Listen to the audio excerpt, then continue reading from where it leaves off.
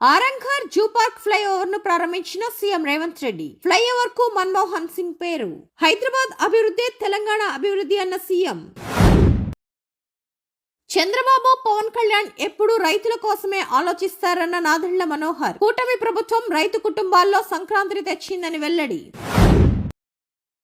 దేశంలో 3వ HMPV case నమోదు. బెంగళూరులో తొలుత 2 పాజిటివ్ కేసులు. తాజాగా గుజరాత్ లో మరో కేసు. 3 చిన్నారులే.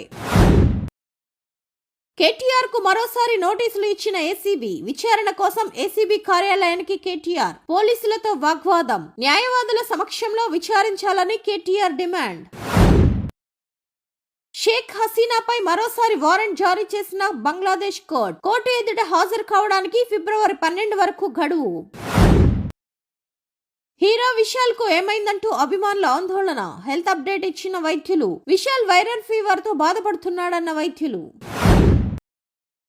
రఘురామ నివాసంలో కార్యకర్తలతో భేటీ అయిన నారా లోకేష్. కార్యకర్తలకు అత్యంత విలువనిచ్చే పార్టీ టీడీపీయేనని స్పష్టీకరణ. తెలంగాణలో కొత్త ఓటర్ జాబితాను విడుదల చేసిన రాష్ట్ర ఎన్నికల సంఘం. మొత్తం 3,35,27,925 మంది ఓటర్లు. రేవంత్ రెడ్డికి ఢిల్లీ పెద్దలు సహకరించడం లేదన్న కేఏ పాల్. కేసీఆర్ 7 లక్షల అప్పులు చేశారని కేఏ పాల్ విమర్శ. వైసీపీ నేత తురకా కిషోర్ కు 14 రోజుల రిమాండ్. కోర్టులో హాజరుపరిచిన పోలీసులు. చైనా హెచ్ఎంపీవీ వైరల్ ప్రభావం. 12 లక్షల కోట్ల ఇన్వెస్టర్ల సంపద ఆవిరి. మోహన్ బాబు పిటిషన్ పై విచారణకు వాయిదా వేసిన సుప్రీంకోర్టు. వచ్చే గురువారానికి విచారణ వాయిదా వేసిన సుప్రీంకోర్టు. చెర్లపల్లి రైల్వే టెర్మినల్ ను వర్చువల్ గా ప్రారంభించిన ప్రధాని మోడీ. ఈ టెర్మినల్ ద్వారా సికింద్రాబాద్, కాచిగూడ స్టేషన్లపై ఒత్తిడి తగ్గుతుందన్న ప్రధాని.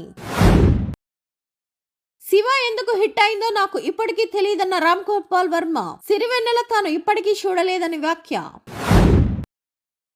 అభిమానుల మృతిపై రామ్ చరణ్ ప్రగాఢ సంతాపం. మృతుల కుటుంబాలకు 10 లక్షల ఆర్థిక సాయం.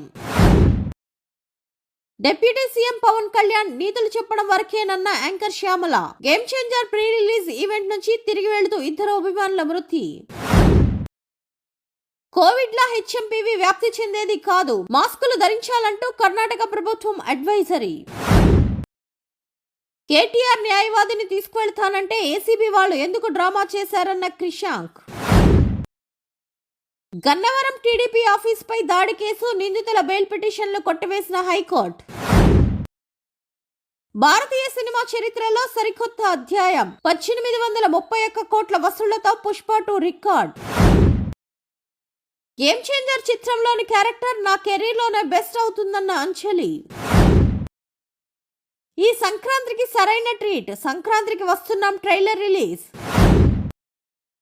గత 6 నెలల్లో టీమిండియా ఘోర వైఫల్యంపై మాజీ స్పిన్నర్ ఆవేదన.